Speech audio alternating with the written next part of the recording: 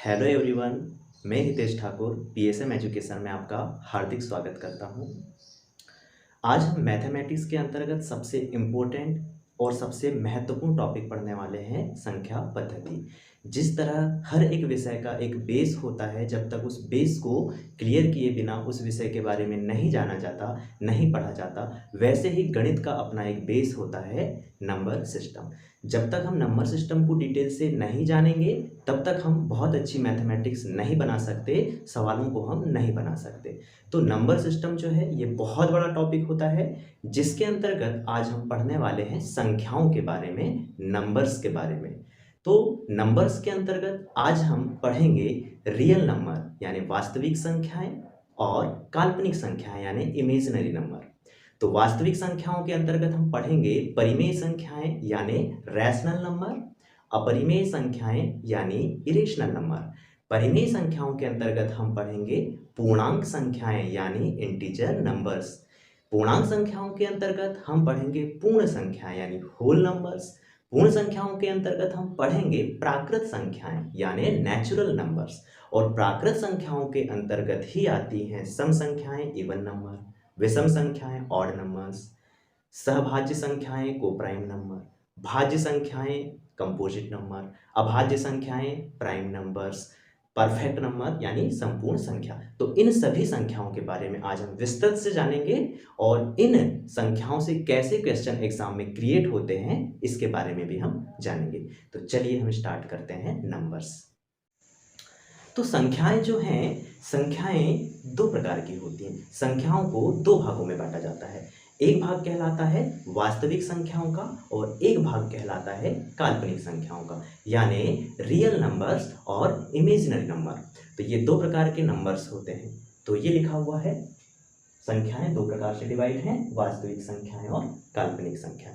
तो किसे कहेंगे हम वास्तविक संख्याएं और किसे कहेंगे हम काल्पनिक संख्याएं। गणित में एक बहुत अच्छी बात होती है कि गणित में जो शब्द होता है उसी से पूरा कंसेप्ट क्लियर हो जाता है, उसी से पूरी डेफिनेशन क्लियर हो जाती है इस टॉपिक की। जैसे यहाँ पर लिखा है वास्तविक संख्याएं, वास्तविक संख्याएं। तो वास्तविक संख्याएं यानी ऐसी संख्याएं जो वास्तव में होती हैं। वास्तव में जो संख्याएं होती हैं उन्हें हम वास्तविक संख्याएं कहते हैं, रियल नंबर्स कहते हैं। यानी कि ऐसी संख्याएं जो वास्तव में हों, जिन्हें संख्या रेखा पर प्रदर्शित किया जा सकता है, नंबर लाइन में जिन्हें दर्शाया जा सकता है, हम उन्हें कहेंगे वास्तविक संख्याएं। जैसे 2/3 ये एक वास्तविक संख्या है, इसको हम संख्या रेखा पर दर्शा सकते हैं। 3/5 यह भी एक वास्तविक संख्या है। ऋण 5 यह भी एक वास्तविक संख्या है। 0 यह भी एक वास्तविक संख्या है। ऋण 3/2 यह भी एक वास्तविक संख्या है। यानी ऐसी संख्याएं जो वास्तव में होती हैं, जिन्हें हम संख्या रेखा पर दर्शा सकते हैं, उन्हें हम कहते हैं वास्तविक संख्याएं या रियल नंबर्स। अब बात करते हैं कि काल्पनिक संख्या किसको कहेंगे, इमेजिनरी नंबर किसको कहेंगे हम। तो इमेजिनरी नंबर जो है वो क्या होते हैं, तो नाम से स्पष्ट है, काल्पनिक संख्याएं, इमेजिनरी नंबर ऐसी संख्याएं जो वास्तव में होती नहीं है, जिनकी सिर्फ कल्पना की जा सकती है। ऐसी संख्याएं जो वास्तव में होती नहीं है, जिनकी मात्र कल्पना की जाती है, वह संख्याएं काल्पनिक संख्याएं कहलाती हैं। काल्पनिक संख्याओं को हम कभी भी संख्या रेखा पर नंबर लाइन में नहीं दर्शा सकते, कभी रिप्रेजेंट नहीं किया जा सकता इन्हें। तो काल्पनिक संख्याएं, इन्हें हम कैसे पहचानते हैं, कौन सी संख्याएं काल्पनिक संख्याएं होंगी, तो देखते हैं। मैं यहाँ पर लिख रहा हूँ एक नेगेटिव नंबर लिख रहा हूँ। मैंने यहाँ पर एक नेगेटिव नंबर लिखा -5। मैंने क्या लिखा यहाँ पर, नेगेटिव नंबर लिखा -5। यदि मैं इस नेगेटिव नंबर -5 का स्क्वायर रूट ले लूँ, क्या ले लूँ, स्क्वायर रूट ले लूँ, तो ये संख्या अब कहलाएगी काल्पनिक संख्या कहलाएगी, इमेजिनरी नंबर कहलाएगा अब ये, ठीक है। इसी तरीके से अगर मैंने यहाँ पर लिखा है -7, यदि इस ऋणात्मक संख्या का मैं वर्गमूल ले लेता हूँ, क्या ले लेता हूँ, मैं इसका वर्गमूल ले लेता हूँ, तो यह भी क्या कहलाएगी, यह संख्या भी काल्पनिक संख्या कहलाएगी, यानी इमेजिनरी नंबर। इन संख्याओं को हम कभी भी नंबर लाइन में रिप्रेजेंट नहीं कर सकते। तो यहाँ पर अगर हम बात करें, -5 रूट के अंदर लिखा है, -7 रूट के अंदर लिखा है, -10 रूट के अंदर लिखा है, ये सभी काल्पनिक संख्याएं हैं। क्या हम इस -5 जो है इसको इस तरीके से लिख सकते हैं, क्या, रूट के अंदर 5 इनटू रूट के अंदर -1। अलग अलग करके हम लिख सकते हैं, रूट को हम अलग अलग करके लिख सकते हैं, उनका मल्टीप्लाई होगा दोनों का तो वापस से रूट के अंदर -5 हो जाएगा। ऐसे ही -7 को हम क्या लिख सकते हैं, -7 को भी हम अलग अलग करके लिख सकते हैं, रूट के अंदर 7 इंटू रूट के अंदर -1। क्लियर है। वैसे हम -10 को क्या लिख सकते हैं, -10 को हम लिख सकते हैं रूट के अंदर -10 और रूट के अंदर -1। ठीक है ना। एक महत्वपूर्ण बात, ये जो रूट के अंदर -1 है इसको क्या कहते हैं, रूट के अंदर जो -1 है इसको आयोटा कहते हैं। क्या कहते हैं इसको, आयोटा कहते हैं। और इसे रिप्रेजेंट करते हैं आई से। किससे रिप्रेजेंट करते हैं, इस आई से। यानी आई की जो वैल्यू होती है वो होती है रूट के अंदर -1। आयोटा की जो वैल्यू होती है वो होती है रूट के अंदर -1। यानी जहां जहां मैंने रूट के अंदर -1 लिखा हूं उसको मैं आई लिख सकता हूं। तो क्या हम इसे ऐसा लिख सकते हैं, √5 इंटू आई, √5 इंटू आई। क्या मैं इसको ऐसा लिख सकता हूं, √7 जैसे का वैसा -1 की वैल्यू आई। इसको हम क्या लिख सकते हैं, रूट के अंदर 10 इंटू आई। याद रखना, इन संख्याओं को हम कभी भी संख्या रेखा पर नहीं दर्शा सकते। संख्या रेखा आपने देखा होगा, ये संख्या रेखा है जहां यहाँ पर 0 होता है। इस 0 के दाईं ओर धनात्मक संख्याएं लिखी जाती हैं, अनंत तक होती हैं। इस 0 के बाईं ओर ऋणात्मक संख्याएं लिखी जाती हैं जो अनंत तक होती हैं। इस तरीके से 0 के दाईं ओर 1 से लेकर अनंत तक की संख्याएं धनात्मक चिन्हों के साथ होती हैं। 0 के बाईं ओर 1 से लेकर अनंत तक की संख्याएं ऋणात्मक चिन्हों के साथ होती हैं। इसे हम संख्या रेखा कहते हैं। इस संख्या रेखा पर सभी वास्तविक संख्याओं को दर्शाया जा सकता है, लेकिन काल्पनिक संख्याओं को नहीं दर्शाया जा सकता। क्लियर है। तो ये हमने पढ़ा संख्याओं के बारे में, वास्तविक संख्याएं क्या होती हैं और काल्पनिक संख्याएं क्या होती हैं। चूंकि काल्पनिक संख्याएं जो हैं ये हमारे सिलेबस में नहीं है, ये हमारे लिए एग्जाम की दृष्टि से महत्वपूर्ण नहीं है, फिर भी हमें ये बनना चाहिए, हमें पता होना चाहिए। तो इसको हम नहीं पढ़ेंगे काल्पनिक संख्याओं को। ठीक है, हमारे सिलेबस में है वास्तविक संख्याएं, रियल नंबर्स, और यहीं से क्वेश्चन क्रिएट होते हैं रियल नंबर से ही। तो चलिए आगे बढ़ाते हैं रियल नंबर्स को। अब हम लोग वास्तविक संख्याओं के बारे में पढ़ रहे हैं। तो वास्तविक संख्याएं कितने प्रकार की होती हैं, वास्तविक संख्याओं को कितने भागों में बांटा जाता है, तो देखते हैं। वास्तविक संख्याएं 2 भागों में बटी होती हैं। वास्तविक संख्याओं का वर्गीकरण 2 भागों में किया जाता है।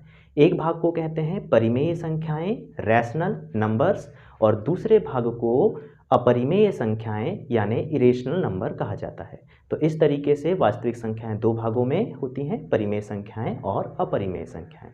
तो परिमेय संख्याएं किसे कहेंगे हम, परिमेय संख्याएं ऐसी संख्याएं जिन्हें हम अंश और हर के रूप में लिख सकते हैं। ऐसी संख्याएं जिन्हें हम p/q के रूप में लिख सकते हैं, जहां p और q यानी अंश और हर दोनों की दोनों संख्याएं पूर्णांक होना चाहिए और हर का मान कभी भी 0 नहीं होना चाहिए, यानी q का मान कभी भी 0 नहीं होना चाहिए। यानी समझिए, ऐसी संख्याएं जो p/q के रूप की हो। किसके रूप की हो, ऐसी संख्याएं जो p/q के रूप की हो, और p व q क्या होना चाहिए, p और q पूर्णांक होना चाहिए। क्या होना चाहिए, पूर्णांक होना चाहिए, और इस q की वैल्यू कभी भी 0 नहीं होना चाहिए। ये q की वैल्यू कभी भी 0 नहीं होना चाहिए। तो ऐसी संख्याओं को हम कहते हैं परिमेय संख्याएं। ऐसी संख्याओं को हम कहते हैं परिमेय संख्याएं। क्लियर है। अब यहां पर बात करते हैं p क्या है। p अंश कहलाता है, p अंश कहलाता है, और q को हम कहते हैं हर।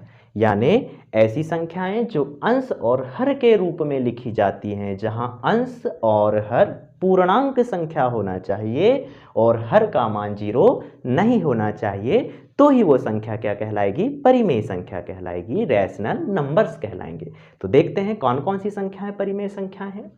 अगर मैंने यहाँ पर लिखा है 2/3, तो ये परिमेय संख्या है, p/q के रूप में लिखी है, यानी ये रैशनल नंबर है। अगर मैं यहाँ पर ऐसा लिखूं ऋण 5/7, यह भी एक परिमेय संख्या है, यह भी एक रैशनल नंबर है।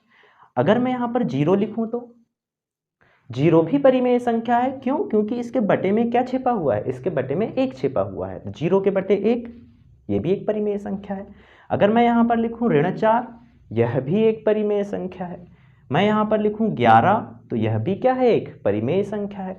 अगर मैं लिखूँ यहाँ पर 2 सही 1/2, यह भी एक परिमेय संख्या है। क्यों? क्योंकि 2 दूनी 4 और 1 5/2, ये भी p/q के फॉर्म में है। तो ऐसी संख्याएं जो p/q के फॉर्म में होती हैं उन्हें हम कहते हैं परिमेय संख्याएं। ठीक है। अब यहाँ पर हम बात करते हैं अपरिमेय संख्याओं की। यहाँ पर हम बात करते हैं अपरिमेय संख्याओं की। किसे कहेंगे हम अपरिमेय संख्याएं? तो जो परिमेय संख्याएं नहीं है वो अपरिमेय संख्याएं होंगी, यानी जिन्हें हम p/q के रूप में नहीं लिख सकते वही अपरिमेय संख्याएं हैं। तो ऐसी संख्याएं जिन्हें हम अंश और हर के रूप में नहीं लिख सकते, हम p/q के रूप में नहीं लिख सकते, उन्हें ही हम कहते हैं अपरिमेय संख्याएं, इरेशनल नंबर्स कहते हैं। तो कौन कौन सी होंगी इरेशनल नंबर? चलिए देखते हैं। अगर मैं यहाँ पर एक संख्या ले रहा हूँ, जो पूर्ण वर्ग संख्या नहीं है। कौन सी संख्या नहीं है? पूर्ण वर्ग। पूर्ण वर्ग संख्या कौन कौन सी होती है? जैसे 1 पूर्ण वर्ग संख्या है, 1 का वर्ग होता है। 4 पूर्ण वर्ग संख्या है, 2 का वर्ग है। उसी तरीके से 4 के बाद में 9, 16, 25, 36, 49, 64, 81, ढेर सारी हैं पूर्ण वर्ग संख्याएं। लेकिन ऐसी संख्याएं जो पूर्ण वर्ग नहीं है, उनको यदि हम लें और उनके ऊपर क्या लगा दें, हम उनके ऊपर हम स्क्वायर रूट लगा दें, वर्गमूल लगा दें, तो वही संख्याएं कहलाती हैं अपरिमेय संख्याएं। यानी नॉन परफेक्ट स्क्वायर नंबर का हम स्क्वायर रूट ले लें तो वो जो संख्या है वह कहलाएगी अपरिमेय संख्या। जैसे मैंने लिखा यहाँ पर वर्गमूल 2, यह भी एक अपरिमेय संख्या है। 3 भी नॉन परफेक्ट स्क्वायर नंबर है, यदि हम इसका स्क्वायर रूट ले रहे हैं तो यह भी एक क्या हो गई, अपरिमेय संख्या हो गई। अगर मैं बात कर रहा हूं यहाँ पर 9 की और इसका स्क्वायर रूट लूंगा तो 9 तो परफेक्ट स्क्वायर नंबर है, 3 का वर्ग होता है ये, तो वर्गमूल 9 का मान कितना हो जाएगा, 3 हो जाएगा। और 3 तो p/q के रूप में लिख सकते हैं हम। ठीक है। तो स्क्वायर रूट के अंदर अगर हम 9 को लिखें तो ये अपरिमेय संख्या नहीं होगी, ये परिमेय संख्या है। तो याद रखेंगे स्क्वायर रूट के अंदर वही संख्या लेना है, वही नंबर लेना है जो नॉन परफेक्ट स्क्वायर नंबर हो, जो पूर्ण वर्ग संख्या नहीं हो। तो बहुत सारी संख्याएं हो जाएंगी। अगर मैं यहाँ पर 10 ले रहा हूं तो यह भी क्या है, अपरिमेय संख्या है। अगर मैंने यहाँ पर लिया 2 के बटे वर्गमूल 6, यह भी एक क्या है, अपरिमेय संख्या है। इसी तरीके से अगर मैंने यहाँ पर ले लिया वर्गमूल 7 के बटे वर्गमूल 8, यह भी एक अपरिमेय संख्या है। बहुत सारी संख्याएं हैं, आप ले सकते हैं। 2 के बटे वर्गमूल 5, वर्गमूल 11 के बटे वर्गमूल 13, ये सभी अपरिमेय संख्याएं, यानी ऐसी संख्याएं जो किसी का वर्ग नहीं होती और उसके ऊपर वर्गमूल लगा हो तो अपरिमेय संख्या है। अगर हम पाई की बात करें तो पाई भी क्या है, एक अपरिमेय संख्या है। तो पाई जो है आपने देखा होगा, पाई का मान तो आप बोलेंगे कि सर इसका मान तो 22/7 होता है। इसका मान कितना होता है, 22/7 होता है। तो याद रखना ये 22/7 जो है, ये 22/7 अपने आप में p/q फॉर्म में है। 22/7 अपने आप में परिमेय संख्या है। ठीक है। तो ये पाई का लगभग मान होता है, ये एग्जैक्ट वैल्यू नहीं होती पाई की। पाई का ये अप्रॉक्स मान होता है, लगभग मान होता है, एग्जैक्ट वैल्यू नहीं होती। तो याद रखेंगे पाई का जो मान होता है वो 3.14159, इस तरीके से बहुत सारे अंक होते हैं। ठीक है। पाई का जो मान होता है 3.14159 ... ऐसी बहुत सारी संख्याएं हैं। यहाँ पर दशमलव के बाद 10-15 संख्या नहीं है, अनंत संख्याएं हैं। 50,000, 5 लाख नहीं, अनंत संख्याएं हैं। इसका कोई अंत ही नहीं है। दशमलव के बाद में संख्याओं का कोई अंत नहीं है। ठीक है। तो यहाँ पर आप अपनी सुविधा की दृष्टि से याद रखते हैं, कभी 2 डिजिट याद रखते हैं, कभी 3 डिजिट याद रखते हैं, आपके ऊपर डिपेंड करता है। आप 50 डिजिट भी याद रख लो। ठीक है। तो आप निकाल भी सकते हैं पाई का मान। लोगों की जिंदगी गुजर जाती है तो पाई का मान कंप्लीट नहीं होता, पाई का मान कभी पूरी तरह नहीं निकलता है ना। पाई का मान आते जाते हैं, आते जाते हैं, आते जाते हैं, यहाँ पर अंक आते जाएंगे, आते जाएंगे, बहुत सारे अंक आएंगे। हम पूरी जिंदगी भी निकालेंगे ना तो ये अंक समाप्त नहीं होंगे, इसलिए हमने यहाँ पर डैश डैश डैश लगा दिया। एक बात और है यहाँ पर कि यहाँ रिपीटेशन नहीं होता, यहाँ संख्याओं की पुनरावृत्ति नहीं होती। ठीक है। 2 प्रकार का दशमलव निरूपण होता है। संख्याओं का दशमलव निरूपण 2 तरीके का होता है, जैसे मैं आपको बता रहा हूँ। यहाँ पर देखते हैं, अगर हम वर्गमूल 2 इसका दशमलव निरूपण करेंगे, यानी इसका मान देखेंगे 1.414 ... वर्गमूल 3 का मान होता है 1.732 डैश डैश डैश। तो इस तरीके से जो वर्गमूल 2 है इसका भी मान जो है दशमलव के बाद 4, 1, 4 और बहुत सारे अंक हैं, ऐसे बहुत सारे अनंत अंक हैं, ये कभी प्रोसेस समाप्त नहीं हो सकती। वर्गमूल 3 का मान 1.732, इतना ही नहीं है, बहुत सारे अंक हैं, अनंत अंक हैं, ये प्रोसेस कभी समाप्त नहीं होती। पाई का भी मान ऐसे ही 3.14159, बहुत सारे अंक हैं। तो यहां पर अंक आते जाते हैं आते जाते हैं, अनंत अंक हैं, अनंत अंक हैं, लेकिन यहां पर पुनरावृत्ति नहीं हुई है, संख्याओं की यहां पर पुनरावृत्ति नहीं हुई है। कुछ संख्याएं ऐसी भी होती हैं जिसमें दशमलव के बाद अनंत अंक तो होते हैं लेकिन संख्याओं की पुनरावृत्ति होती है। जैसे मैं यहां पर कुछ संख्या लिख रहा हूं, अगर मैंने यहां पर लिखा 0.555 डैश डैश डैश, इसका मतलब यह है कि दशमलव के बाद 5 अनंत बार आया है। यह प्रोसेस भी कभी समाप्त नहीं हुई है। जो प्रोसेस कभी समाप्त नहीं होती अंकों की, तो उसको कहते हैं अशांत दशमलव। उसको क्या कहते हैं? अशांत दशमलव कहते हैं। क्या कहते हैं उसको? अशांत कहते हैं। जहां पर अंकों की कभी समाप्ति ना हो, अंक कभी समाप्त नहीं होते, तो उसे हम कहते हैं अशांत दशमलव कहते हैं। क्या कहते हैं हम उसको? अशांत दशमलव कहते हैं। जैसे मैंने लिखा 0.252525 डैश डैश डैश, तो यहां पर भी दशमलव के बाद 252525 आते जा रहा है, 25 आते जा रहा है, अनंत तक है, तो ये भी अशांत दशमलव है, ये भी अशांत दशमलव। लेकिन यहां पर एक छोटा सा आपको अंतर दिखाई दे रहा है। वो अंतर क्या है? वो जो बेसिक डिफरेंस दिखाई दे रहा है वो ये है कि यहां पर जो दशमलव के बाद डिजिट आए हुए हैं उसमें रिपीटेशन नहीं हुआ है, पुनरावृत्ति नहीं हुई है। लेकिन यहां पर जो दशमलव के बाद में डिजिट आए हैं, जो संख्याएं आई हैं, जो नंबर्स आए हैं, उनकी पुनरावृत्ति हुई है, उनका रिपीटेशन हुआ है। तो जहां दशमलव के बाद संख्याओं की पुनरावृत्ति होना चालू हो जाती है तो उस प्रक्रिया को हम रोक सकते हैं। उस प्रक्रिया को हम रोक सकते हैं। कैसे रोक सकते हैं? जिस संख्या या अंक की पुनरावृत्ति होती है उसके ऊपर बार लगाकर, एक संख्या रेखा का चिन्ह लगाकर हम उस प्रोसेस को रोक सकते हैं। तो यहां पर 0.5555 आया है, यानी इस 5 को हम रोक सकते हैं बार लगाकर। इस 25252525 की पुनरावृत्ति हुई है, 25 का रिपीटेशन हुआ है, तो हम इसको भी रोक सकते हैं 0.25 के ऊपर बार लगाकर। तो जहां पर पुनरावृत्ति होती है, जहां पर अशांत दशमलव में जहां पर पुनरावृत्ति होती है उसको कहते हैं अशांत आवर्ती दशमलव। क्या कहते हैं उसको? अशांत आवर्ती दशमलव कहते हैं। और जहां पर दशमलव के बाद संख्याओं की आवर्ती या पुनरावृत्ति नहीं होती उसको कहते हैं अशांत अनावर्ती दशमलव कहते हैं। क्या कहते हैं उसको हम? अशांत अनावर्ती दशमलव कहते हैं। तो याद रखना, संख्याओं का दशमलव निरूपण ये एक अपने आप में एक टॉपिक होता है। इसको मैं एक अलग से वीडियो बनाऊंगा जिसमें आपको पूरा डिटेल में बताऊंगा। अभी हम शॉर्ट में समझते हैं कि यहाँ पर जो दशमलव के बाद में अनंत अंक आए हैं लेकिन पुनरावृत्ति नहीं हुई है, इसलिए इनको अशांत अनावर्ती दशमलव कहेंगे। यहाँ पर दशमलव के बाद अनंत अंक आए हैं लेकिन इनकी पुनरावृत्ति हुई है, आवर्ती हुई है, इसलिए इनको अशांत आवर्ती दशमलव कहते हैं। तो जो अशांत आवर्ती दशमलव है इसे हम P/Q के रूप में लिख सकते हैं। 0.5 के ऊपर बार है तो इसको हम P/Q के रूप में 5/9 लिख सकते हैं। क्या लिख सकते हैं हम? 5/9। 0.25 के ऊपर बार है, इसको भी हम P/Q के रूप में लिख सकते हैं। इसको हम लिख सकते हैं 25/99, 25/99 हम इसको लिख सकते हैं। तो ये जो होते हैं अशांत आवर्ती दशमलव जो होता है ये P/Q के फॉर्म में लिखा जा सकता है। ये परिमेय संख्याएं होती हैं, लेकिन अशांत अनावर्ती जो दशमलव है उसको हम कभी भी P/Q के रूप में नहीं लिख सकते, क्योंकि वहां पर कभी अंकों की समाप्ति नहीं होती, रिपीटेशन नहीं होता। तो याद रखना, अपरिमेय संख्याओं को एक और नाम से जाना जाता है अशांत अनावर्ती दशमलव, यानी अशांत अनावर्ती दशमलव। अपरिमेय संख्याओं का दशमलव निरूपण कैसा होता है? अशांत अनावर्ती दशमलव। यानी अशांत अनावर्ती दशमलव संख्याएं जो होती हैं वही वास्तव में अपरिमेय संख्या कहलाती हैं। क्लियर है इतनी बातें? तो ये हमने जाना परिमेय संख्याओं के बारे में और अपरिमेय संख्याओं के बारे में। तो अब हम जानेंगे इसके बाद परिमेय संख्याएं ये कितने भागों में विभक्त होती हैं और इसके अंतर्गत कौन कौन सी संख्याएं आती हैं। तो चलिए स्टार्ट करते हैं। परिमेय संख्याओं के अंतर्गत पूर्णांक संख्याएं, पूर्ण संख्याएं, प्राकृत संख्याएं, सम संख्याएं, विषम संख्याएं, भाज्य संख्याएं अभाज्य संख्याएं, सह अभाज्य संख्याएं तथा संपूर्ण संख्याएं आती हैं। तो हम इसे एक सीक्वेंस में पढ़ेंगे। तो सबसे पहले हम परिमेय संख्या के अंतर्गत पढ़ रहे हैं पूर्णांक संख्याओं को, पूर्णांक संख्याएं या इंटीजर नंबर्स।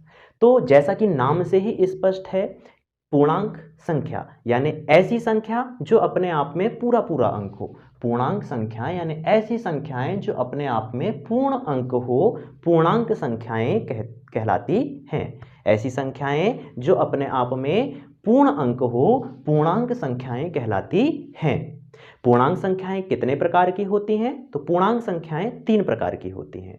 धनात्मक पूर्णांक संख्याएं, पॉजिटिव इंटीजर नंबर, उदासीन पूर्णांक संख्या, न्यूट्रल इंटीजर नंबर, ऋणात्मक पूर्णांक संख्याएं, नेगेटिव इंटीजर नंबर्स। तो पूर्णांक संख्याएं 3 प्रकार की होती है। तो अब हम जानेंगे धनात्मक पूर्णांक संख्याएं किसे कहते हैं। तो धनात्मक पूर्णांक संख्याएं ऐसी संख्याएं या 1 से लेके अनंत तक की सभी संख्याओं को यदि धनात्मक चिन्ह के साथ लिख दिया जाए तो उसे हम कहते हैं धनात्मक पूर्णांक संख्याएं। यदि हम 1 से लेके अनंत तक की सभी संख्याओं को धन चिन्ह के साथ लिख दें तो ये जो ग्रुप है ये कहलाएगा धनात्मक पूर्णांक संख्याओं का ग्रुप। बात करते हैं हम ऋणात्मक पूर्णांक संख्याएं, किसे कहेंगे हम ऋणात्मक पूर्णांक संख्याएं। तो 1 से लेके अनंत तक की सभी संख्याओं को यदि हम ऋणात्मक चिन्ह के साथ लिख दें तो यह समूह जो है, ये ग्रुप जो है, ये कहलाएगा ऋणात्मक पूर्णांक संख्याओं का ग्रुप या नेगेटिव इंटीजर नंबर्स का ग्रुप कहलाएगा। यानी अगर हम 1, 2, 3 ये सभी संख्याओं को यदि हम ऋण चिन्ह के साथ लिख दें तो इन सभी संख्याओं का जो ग्रुप है ये कहलाएगा ऋणात्मक पूर्णांक संख्याएं। अब एक संख्या ऐसी है जिसे ना तो हम धन चिन्ह के साथ लिखते हैं और ना ही हम ऋण चिन्ह के साथ लिखते हैं, उस संख्या को हम कहते हैं उदासीन पूर्णांक संख्या। तो कौन सी है वो संख्या? 0 है। शून्य जो है वो एक ऐसी संख्या है जिसे हम उदासीन पूर्णांक संख्या कहते हैं। 0 को हम क्या कहते हैं? उदासीन पूर्णांक संख्या कहते हैं। क्यों कहते हैं हम इसे उदासीन पूर्णांक संख्या? क्योंकि 0 के सामने धन चिन्ह लगाएं या ऋण चिन्ह लगाएं, इनका कोई प्रभाव नहीं पड़ता। 0 के सामने धन चिन्ह और ऋण चिन्ह का कोई प्रभाव नहीं पड़ता, इसलिए इसे उदासीन पूर्णांक संख्या कहते हैं। 0 कहता है यदि मेरे सामने आप धन लगाएं, 0 कहता है यदि मेरे सामने आप प्लस का चिन्ह लगाएंगे तो भी मैं 0 हूं, अगर मेरे सामने ऋण का चिन्ह लगाया जाए तो भी मैं 0 हूं। मतलब कि धन 0 लिखें या ऋण 0 लिखें वो कहलाता है 0 ही, इसलिए इसे हम कहते हैं न्यूट्रल इंटीजर नंबर। अब हम इन तीनों संख्याओं को नंबर लाइन में देखते हैं, संख्या रेखा पर देखते हैं। तो ये है संख्या रेखा। संख्या रेखा पर यहां पर है 0। तो संख्या रेखा पर बीच की जो संख्या है वो न्यूट्रल इंटीजर नंबर है। इस 0 के दाईं ओर राइट साइड में जो धन चिन्ह के साथ में संख्याएं होती हैं वो कहलाती हैं धनात्मक पूर्णांक संख्याएं। तो 0 के दाईं ओर जो संख्याओं का समूह होता है वो कहलाता है धनात्मक पूर्णांक संख्या, वो समूह कहलाता है धनात्मक पूर्णांक संख्याओं का। और इस 0 के बाईं ओर जो संख्याओं का समूह होता है वो कहलाता है ऋणात्मक पूर्णांक संख्याओं का समूह। तो इस तरीके से संख्या रेखा पर 0 के दाईं ओर वाली संख्याएं कहलाती हैं धनात्मक पूर्णांक संख्याएं और 0 के बाईं ओर जो संख्याएं होती हैं उन्हें हम कहते हैं ऋणात्मक पूर्णांक संख्याएं, ऋणात्मक पूर्णांक संख्याएं। और ये जो 0 है इसे हम कहते हैं उदासीन पूर्णांक संख्या, न्यूट्रल इंटीजर नंबर। तो संख्या रेखा की यदि हम बात करें तो इधर किस ओर जाने से मान बढ़ते हैं और किस ओर आने से मान घटते जाते हैं, कम होते हैं। तो याद रखना 0 के दाईं ओर वाली संख्याएं बड़ी संख्याएं कहलाती हैं और 0 के बाईं ओर वाली संख्याएं छोटी संख्याएं कहलाती हैं। यानी जैसे जैसे हम दाईं ओर बढ़ते जाते हैं वैसे वैसे बड़ी संख्याएं प्राप्त होते जाती है और जैसे जैसे संख्या रेखा पर हम बाईं ओर चलते जाते हैं हमें छोटी संख्याएं प्राप्त होते जाती हैं। यानी यहां पर देखा जाए तो यदि हम 3 की बात करें तो 3 2 से बड़ा है, 3 से छोटा कौन है? 2 है। 2 से भी छोटी संख्या 1 है, 1 से भी छोटी संख्या 0 है, 0 से भी छोटी संख्या ऋण 1 है, ऋण 1 से भी छोटी संख्या ऋण 2 और ऋण 2 से छोटी संख्या ऋण 3। ऐसे ही जैसे जैसे बढ़ते जाएंगे और छोटी संख्याएं प्राप्त होते जाएंगी। तो इस तरीके से हमने संख्या रेखा पर पूर्णांक संख्याओं को समझा। अब हम जानेंगे परिमेय संख्या के अंतर्गत पूर्णांक संख्याओं को देखा, अब हम जानेंगे पूर्णांक के अंतर्गत कौन कौन सी संख्याएं होती हैं। तो चलिए देखते हैं।